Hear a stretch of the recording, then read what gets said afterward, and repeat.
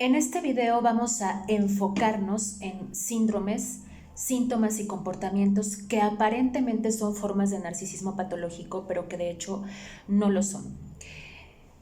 Algunos comportamientos, algunos procesos psicodinámicos pueden parecer rasgos o herramientas narcisistas, pero no lo son necesariamente. Y vamos a revisar 4 de estos comportamientos o características de la personalidad. El primero de ellos es el idealizador serial. En segundo lugar, personas ansiosas y complacientes. Tercero, adictos. Y cuarto, borderlines o personas con trastorno límite de la personalidad. Todos ellos son personas complacientes, de cierta manera. Comencemos entonces con el idealizador serial. Los idealizadores seriales son personas que tienden a idealizar, valga la redundancia, tienden a idealizar literalmente a todos. Por ejemplo, atraviesan por episodios o experiencias sexuales de una noche o por microrelaciones e idealizan a la persona a una velocidad vertiginosa. El idealizador serial o la idealizadora serial instantáneamente idealizan en una sola cita, idealizan a un completo extraño que acaban de conocer, idealizan atribuyendo a e imponiendo sobre ese extraño o extraña que conocen en la primera cita, o un compañero de trabajo o un familiar lejano, le atribuyen un cóctel de características y comportamientos imaginarios. Por eso se le llama idealización, es decir, al extraño, alguien que acaban de conocer en la primera cita, lo ven como una pantalla en blanco. Y este o esta idealizadora serial proyecta una película sobre esa pantalla en blanco. Esa pantalla en blanco que es la persona a la que acaban de conocer. Algunas veces el idealizador serial idealiza a un grupo de personas, varios hombres juntos o varias mujeres juntas. Y siempre convierte en su mente a estos perfectos extraños o extrañas en potenciales parejas, o en potenciales almas gemelas, o en potenciales mejores amigas o mejores amigos. Algunas veces, en cuestión de minutos, en un simple encuentro, la o el idealizador serial construyen una narrativa unilateral. Y no solo construyen esta narrativa en su mente, sino que esta narrativa la desplegan en la realidad como si esa narrativa fuera 100% verdadera. Es un proceso muy bizarro e intrigante. Por ejemplo, una idealizadora serial va a un bar o a un antro o en su mismo lugar de trabajo o se cambia a un nuevo departamento y bajo ese contexto o esos contextos pues conoce a nuevas personas. Y esta idealizadora serial, una vez que los conoce instantáneamente, desde la primera vez, desde el primer minuto que conoce a alguien, comienza a crear una historia en su mente. Una historia de ficción donde ella y la nueva persona que está conociendo son los personajes principales. Y en esta película de ficción, en esta historia que ella escribe, en esta serie de Netflix, ella y la persona que acaba de conocer son amantes, o son pareja, o se involucran sentimentalmente, son almas gemelas, o son mejores amigos, por y para siempre. Y sí, esta historia comienza a escribirse en la mente de la idealizadora o del idealizador desde el minuto 1 o desde el minuto 2. Los narcisistas, por ejemplo, también crean este tipo de fantasías tan elaboradas en su mente, en donde idealizan a la otra persona y la incorporan a esta fantasía.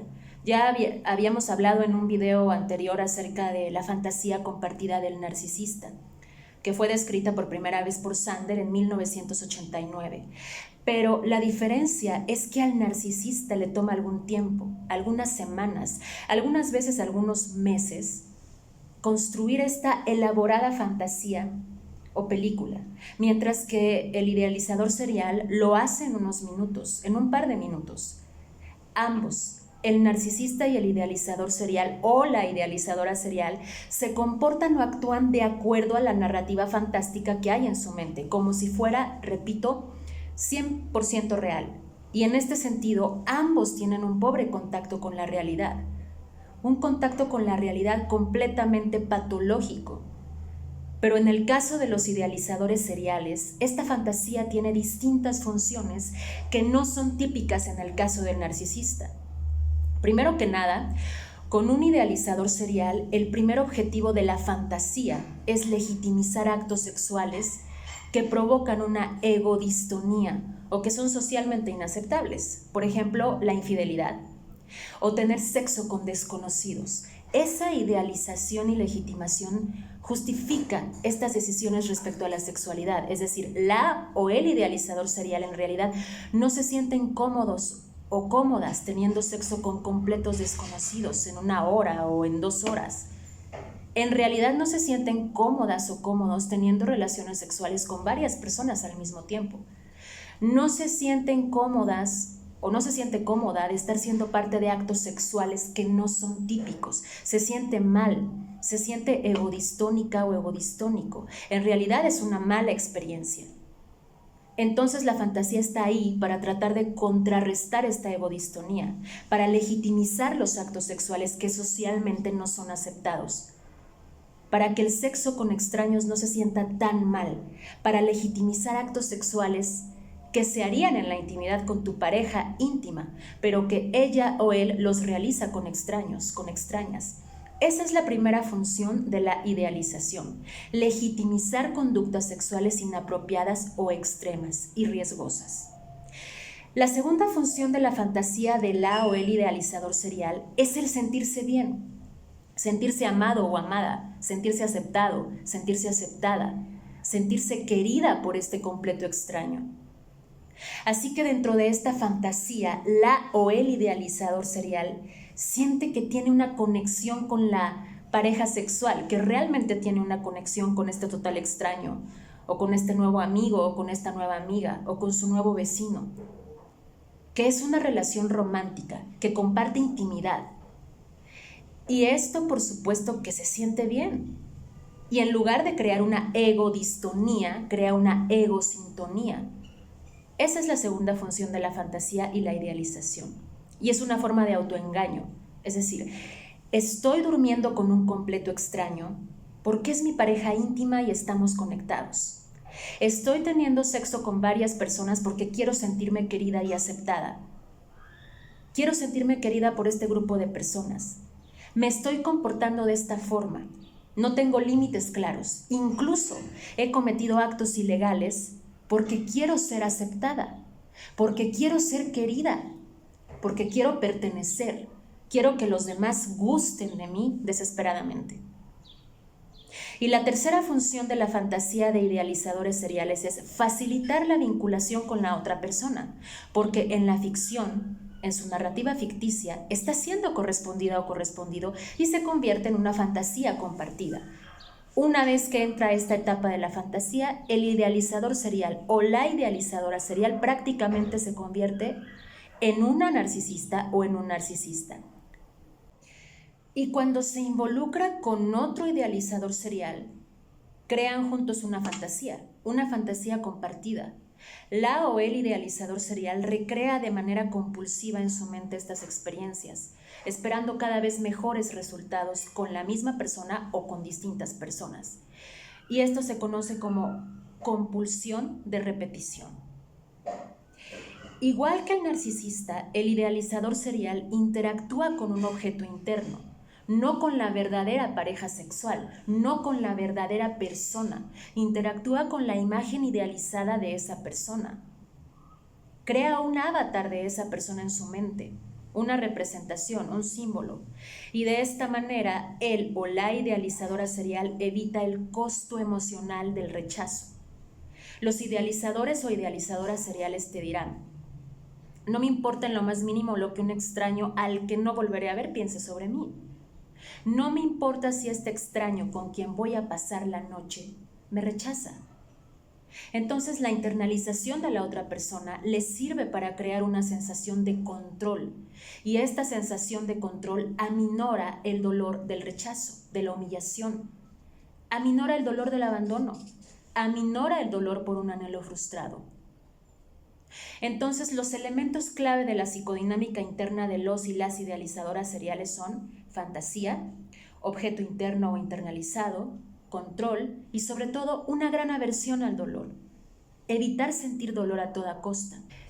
Inevitablemente y casi invariablemente, la dolorosa realidad se aparta o toma distancia de esta historia fantástica, y esta divergencia, esta disparidad, Este abismo entre la realidad y la fantasía justifica el que estas personas se muevan siempre hacia un nuevo objetivo, que se muevan siempre hacia una nueva persona a quien idealizar o con quien crear una fantasía. Justifica incluso la infidelidad. Esta fantasía justifica el engañar a la pareja.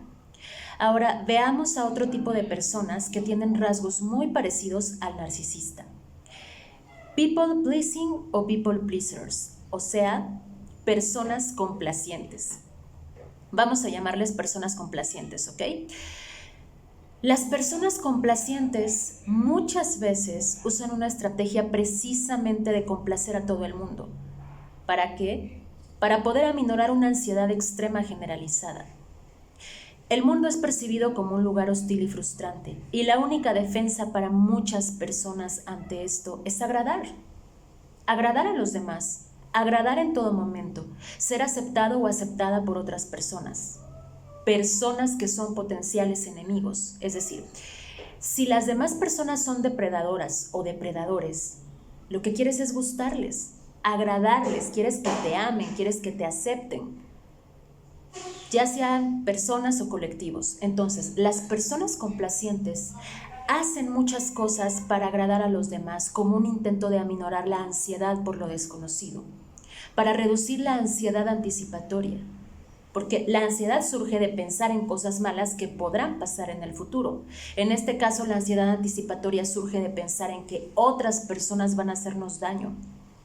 Y la única protección contra este escenario catastrófico es gustarle mucho a las otras personas, agradarles siempre, sin importar lo que tengas que hacer o sacrificar. La ansiedad es lo que mueve a las personas complacientes entonces, es lo que les hace no tener límites personales, no marcar límites personales. Las personas complacientes harían lo que fuera, estarían de acuerdo con lo que fuera solo por pertenecer. Las personas complacientes quieren ser tratadas de una forma en la que se aminore su ansiedad. Entonces, pueden estar de acuerdo en ser tratados o tratadas como un objeto, como una esclava sexual, por ejemplo, ya sea con una persona o con un grupo de personas. Están de acuerdo con ser verbalmente abusadas o abusados, emocionalmente abusados, físicamente abusadas o abusados. Dejan que otras personas tomen ventaja de ellos o que les exploten de cualquier manera, económicamente, sexualmente, emocionalmente, de cualquier forma, lo que sea. Las personas complacientes con un gran nivel de ansiedad son muy vulnerables a aceptar cualquier tipo de maltrato. Son capaces de pasar por cualquier tortura, solo para asegurarse que las personas que le rodean le van a aceptar, que le van a amar, que van a gustar de él o de ella, porque de otra manera esta persona se siente sumamente aterrorizada. Siente mucho miedo, siente mucha ansiedad, anticipa lo peor. De hecho, estas personas, las personas complacientes, interpretan el abuso sexual, el abuso físico, el abuso emocional, el abuso verbal, lo interpretan como un derecho de iniciación, es decir, como una prueba de poder pertenecer a una relación de pareja, de poder pertenecer a un grupo de personas, a un colectivo, a una fraternidad, incluso a una secta, a una sororidad, etc. Es decir, si abusan de mí, es una prueba para pertenecer, es un test. Y si pasas este test o esta prueba, serás aceptada, serás aceptado, serás parte del grupo. O serás aceptada como pareja íntima, serás querida, serás querido. Las personas ansiosas complacientes también están dispuestas a dar su dinero o a dar objetos materiales por una razón. El dinero y los objetos materiales pueden ser contados, pueden ser enumerados, son objetos medibles de afecto, de generosidad, de buena voluntad. Y para una persona complaciente, los regalos son percibidos como una señal de afiliación. Las personas que hacen muchos favores, las personas que dan muchos regalos, las personas que dan todo su dinero, las personas que quieren pertenecer, las personas que quieren desesperadamente ser aceptadas y que se les quiera y no lo logran, se sienten devastadas y su nivel de ansiedad se eleva a gran escala. Ahora pasemos al tercer grupo de personas, los adictos. Alcohólicos, drogadictos, jugadores, codependientes, adictos al trabajo, es decir, toda clase de adictos. Los adictos suelen confundirse muchas veces con narcisistas. Muchos adictos son narcisistas, ¿ok? Y muchos narcisistas son adictos, pero no todos los adictos son narcisistas. Y aún así, casi todos los adictos son confundidos con narcisistas, y hay una razón. Todos los adictos comparten características clínicas con psicópatas y con narcisistas. ¿Cuáles son esas características? Número 1, grandiosidad. Todos los adictos tienen un comportamiento de grandiosidad, y cuando van a Alcohólicos Anónimos, de hecho, el primer paso es deshacerse de esa grandiosidad. La grandiosidad de los adictos se debe en gran parte al resultado de una inhibición, y esto es conocido como miopía alcohólica. La miopía por alcohol ocurre cuando los efectos que alteran la percepción del alcohol en el cerebro conducen a un deterioro de los pensamientos. Por ejemplo, conducen a tener comportamientos desinhibidos. La miopía alcohólica es cuando esta persona, al beber demasiado, pierde contacto con la realidad y se ve a sí mismo de forma grandiosa, de forma demasiado positiva, y comienza a actuar de forma impulsiva e incluso violenta. Es una sensación de inmunidad a las consecuencias de sus acciones. El adicto se siente inmune. En su mente, nada de lo que haga puede tener un impacto sobre él o sobre ella, especialmente un impacto adverso o negativo. Esta persona, el adicto, se siente por encima de las leyes, por encima de las reglas y por encima de la moral de la sociedad. Esa es la grandiosidad, y es por eso que se les confunde con narcisistas. La segunda característica muy común entre adictos con narcisistas y psicópatas es una baja tolerancia al aburrimiento. Los adictos están aburridos la mayor parte del tiempo. Hay una tolerancia muy reducida a la rutina, a lo mundano. Y esta intolerancia al aburrimiento los lleva a la búsqueda constante de novedad, los lleva a conductas riesgosas, a la búsqueda de adrenalina, igual que un narcisista o igual que un psicópata. Ahora, la tercera característica común entre adictos, narcisistas y psicópatas es el desafío, un desdén por las reglas sociales y la autoridad. Desafían las reglas. La cuarta característica es la mentira, la deslealtad, el engaño hacia la pareja, la infidelidad. Tienden a involucrarse en actividades antisociales también, como el robo, la estafa, el crimen. Los adictos, así como los narcisistas y los psicópatas, tienen una doble vida. Ahora, la quinta característica es un deficiente control de impulsos o un pobre control inhibitorio, una gran inhabilidad para retrasar la gratificación. Necesitan gratificación inmediata. Entonces, estas 5 características son comunes entre un adicto, entre un narcisista y entre un psicópata, pero eso no quiere decir que todos los adictos son narcisistas o psicópatas o viceversa, simplemente comparten características en común. Los adictos también se engañan a sí mismos. ¿Y de qué manera? Se dicen a sí mismos que están en completo control de sus adicciones. Se dicen a sí mismos que pueden salir de esa adicción en el momento en que ellos quieran. Y por supuesto que esto no es verdad, esto no tiene ningún sentido, no es así. La adicción es casi siempre un intento fallido por reafirmar el control sobre la vida del adicto, manteniendo la ilusión de que puede decidir en el momento que quiera cuándo dejarlo, manteniendo la ilusión de que es libre. De hecho, cuando hablas con adictos, cuando hablas con un adicto, te dirá: yo bebo porque elijo beber, es una decisión. O yo decido, yo elijo gastar todo mi dinero en el juego. Yo decido trabajar sin parar porque el trabajo es una prioridad para mí, porque me gusta. Lo que hace un adicto es justificar su adicción en términos de decisiones, de opciones, de libertad de elegir, y se engañan a sí mismos pensando que tienen completo control sobre esas decisiones. Y lo mismo pasa con los trastornos de alimentación también, que es otro tema. Ahora, el adicto abroga, se rinde y tras cualquier intento de controlar su propia vida, de hecho siente que su vida está fuera de control, tiene un locus de control externo. Ya hemos revisado este concepto con anterioridad. El adicto o la adicta cree que no hay nada que pueda hacer con su vida realmente, que ya no hay nada más que hacer.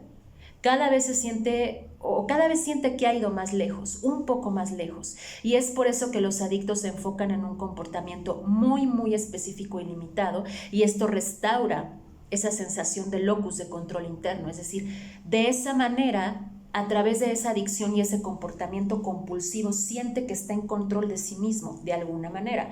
Es lo único que siente que puede controlar en su vida un adicto. Pero por supuesto, es una narrativa falsa que se dice a sí mismo.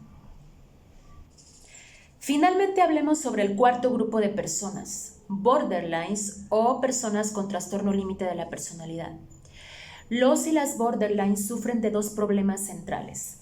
Número 1, se sienten mucho más seguros y seguras, hablemos de mujeres, se sienten mucho más seguras con extraños, aun cuando esta persona sea un maltratador.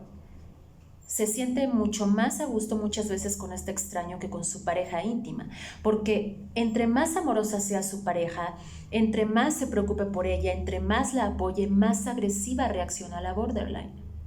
La persona borderline se siente mucho más en control con extraños, se siente mucho más en una egosintonía con extraños que con su propia pareja, y muchas veces prefiere tener sexo con extraños. La razón de esto es porque tanto en narcisistas como en borderlines, ser amado, ser amada, es decir, ser el objeto de amor, provoca una cascada de consecuencias negativas, emocionalmente y cognitivamente, para un borderline.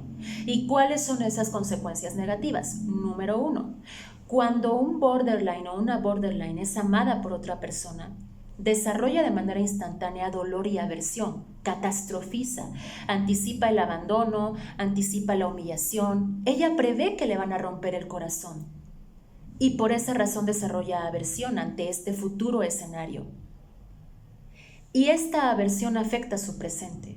La anticipación del futuro arruina su presente y por eso ella se convierte en una profeta prácticamente. Anticipa lo peor y lo peor sucede porque ella hace todo para que lo peor suceda. Destruye sus relaciones interpersonales, destruye sus relaciones de pareja para no experimentar el abandono, para no experimentar el sufrimiento del abandono y el rechazo. Y sin embargo termina sufriendo demasiado. La borderline termina experimentando todo aquello que está evitando. Número 2, ideación paranoide.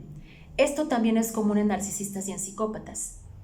Ideación paranoide con respecto a la manipulación. Ella piensa que su pareja la manipula, que la controla de alguna manera, que tiene ese poder. Es decir, ¿qué es lo que realmente quiere él de mí? ¿Qué pretende? ¿Por qué es tan amable conmigo? ¿Qué está tramando? Algo va a suceder. Va a abusar de mí, me va a lastimar. Ella espera lo peor. Entre mejor me trate, lo peor espero. Esa es la paranoia que experimenta y esto trae como consecuencia comportamientos de evitación y de refuerzo intermitente. Es decir, ella se acerca a su pareja, quiere tener un acercamiento y de un momento a otro se aleja, corre, huye y también pone en marcha comportamientos pasivo-agresivos. De esta manera sabotea la relación. Todo esto sucede además porque la borderline tiene dentro de ella una dualidad. Por un lado le aterra el abandono y por otro lado tiene miedo a la intimidad y al compromiso. La borderline tiene mucho miedo de ser consumida por su pareja. La borderline relaciona el amor con el abuso. Para ella el amor significa poder, así que para ella su pareja tiene el poder sobre ella. En donde hay poder, hay abuso de poder y ella asume que él va a abusar de ese poder. Ella siente que él la consumirá en vida y esto le aterra todo el tiempo. Así que enfrentar, hacer frente a todos estos estresores, cuando la borderline está enamorada, provoca que ella comience a actuar de manera violenta, que sea agresiva. Incluso esto provoca que pueda engañar a su pareja, es decir, lo engaño antes de que él me engañe a mí, lo lastimo antes de que me lastime a mí. Y al hacer esto se ve a sí misma como alguien mala, corrupta, desleal, peligrosa, pero al mismo tiempo se siente en control, con poder. Y esta situación, toda la situación que he descrito en la borderline, trae como consecuencia una gran desregulación emocional y conductas que la ponen en riesgo. Irónicamente, la grandiosidad del narcisista es menos rígida que la grandiosidad de la borderline e incluso es menos rígida que la grandiosidad del psicópata. El narcisista entra en una mortificación cuando su grandiosidad es desafiada, cuando se reta a su grandiosidad, y cuando eso sucede se despoja de su falso self, se queda sin su falso self, que es la residencia de su grandiosidad. La grandiosidad del narcisista puede cambiar de acuerdo a las circunstancias. Borderlines y psicópatas son diferentes. Ellos no experimentan ninguna variante en su grandiosidad. Nada toca a la grandiosidad del psicópata, nada puede tocar a la grandiosidad de la borderline. Y es por esto que la grandiosidad de una borderline y de un psicópata es inmutable. No es dócil ante la experiencia o ante el proceso de aprendizaje. En cambio, la grandiosidad del narcisista sí se rompe bajo ciertas circunstancias, pero la reconstruye continuamente a través de nuevas personas, a través de nuevos suplementos, a través de nuevas situaciones. Su grandiosidad sí fluctúa, mientras que la grandiosidad de psicópatas y borderlines no fluctúa, es estable hasta cierto nivel. Y entonces es como podemos ver muchos síntomas y comportamientos parecidos al narcisismo, y se asume que este tipo de personas son narcisistas patológicos, pero no lo son. Y es importante no confundir grandiosidad con narcisismo, no es lo mismo. La grandiosidad es un elemento o un rasgo de la personalidad en muchos otros trastornos de la personalidad u otros trastornos mentales, como la psicosis, como el trastorno bipolar, cuando está en su fase maníaca, en la esquizofrenia, en la personalidad antisocial, en el trastorno límite de la personalidad. La grandiosidad es un elemento que está presente en muchas formas de desregulación emocional. La grandiosidad es un déficit cognitivo que es sumamente frecuente incluso en la depresión, así como en la paranoia. La grandiosidad la podemos encontrar en donde sea, no solamente en el trastorno narcisista de la personalidad, así que debemos tener cuidado. Debemos tener cuidado cuando vemos videos en internet que confunden la grandiosidad de otro tipo de personalidad con el narcisismo. No es lo mismo.